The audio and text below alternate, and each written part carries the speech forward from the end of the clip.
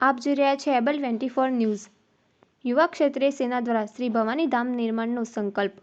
ક્ષત્રિય ઠાકોર સમાજના સર્વાંગી વિકાસના હેતુથી યુવા ક્ષત્રિય સેના દ્વારા શ્રી ભવાની ધામના નિર્માણનો દ્રઢ સંકલ્પ લેવામાં આવ્યો છે।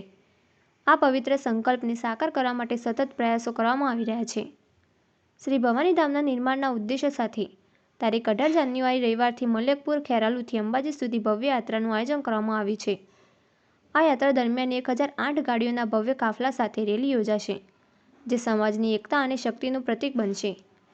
યાત્રાના અંતે અંબાજી ખાતે વિશાળ સભાનું આયોજન કરવામાં આવશે, જેમાં સમાજના આગેવાનો અને યુવાનો મોટી સંખ્યામાં ઉપસ્થિત રહેશે। ઉલ્લેખનીય છે કે વર્ષ 2011થી યુવા ક્ષત્રિય સેના દ્વારા વિવિધ યાત્રાઓ, કાર્યક્રમો અને સામાજિક પ્રવૃત્તિઓના માધ્યમથી શ્રી ભવાની ધામના નિર્માણ માટે અવિરત પ્રયત્નો કરવામાં આવી રહ્યા છે। આ ધામ માત્ર ધાર્મિક કેન્દ્ર જ નહીં, પરંતુ ભવિષ્યમાં ક્ષત્રિય ઠાકોર સમાજ માટે સામાજિક, શૈક્ષણિક અને આર્થિક તથા રાજકીય પાવર હાઉસ તરીકે વિકસે તેવો દ્રઢ સંકલ્પ સંગઠન દ્વારા વ્યક્ત કરવામાં આવે છે। આ અંગે યુવા ક્ષત્રિય સેનાના પ્રમુખ શ્રી અભિજીતસિંહ બારડે જણાવ્યું હતું કે શ્રી ભવાની ધામ સમાજને સંગઠિત કરી નવી દિશા આપનારું કેન્દ્ર બનશે અને આવનારી પેઢીઓ માટે ગૌરવનું પ્રતીક સાબિત થશે।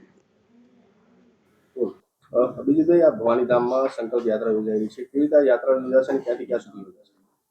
શ્રી ભવાની ધામ સંકલ્પ યાત્રા ખેરાલુના મલેકપુર રામદેવ પીર મહારાજના મંદિરેથી 1008 ગાડીઓના જંગી કાફલા સાથે માં અંબાજીના ધામમાં જશે અને ક્ષત્રિય ઠાકોર સમાજની આસ્થાનું ધામ, એક સંસ્થાનું નિર્માણ થાય એ માટે સંકલ્પ લઈ અને ત્યાં અંબાજીમાં સભા યોજશે।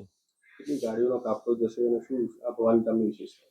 ક્ષત્રિય સમાજ વતીથી 1008 ગાડીઓનો લક્ષ્ય નિર્ધારિત કરવામાં આવ્યો છે, પણ 1008 થી પણ વધુ ગાડીઓના જંગી કાફલા સાથે આ યાત્રા યોજાશે। ક્યાં ભવાની ધામ નિર્માણ પામી રહ્યું છે? એ સ્થળ અને ભૂમિપૂજનની તારીખ પણ ટૂંકા ગાળાની અંદર આપ મીડિયા મિત્રોના માધ્યમથી અને જાહેર સભાના પ્લેટફોર્મ પરથી એની પણ સ્પષ્ટીકરણ અને જાહેરાતો કરીશું, પણ હાલ પૂરતા આ ભવાની ધામ સંકલ્પ યાત્રા યોજી અને સમાજમાં એક ચેતના અને ઉર્જા લાવવા માટે કાર્યરત છીએ। ખાસ સમાજને એક તાંતણે બાંધવાની વાત કરી રહ્યા છે।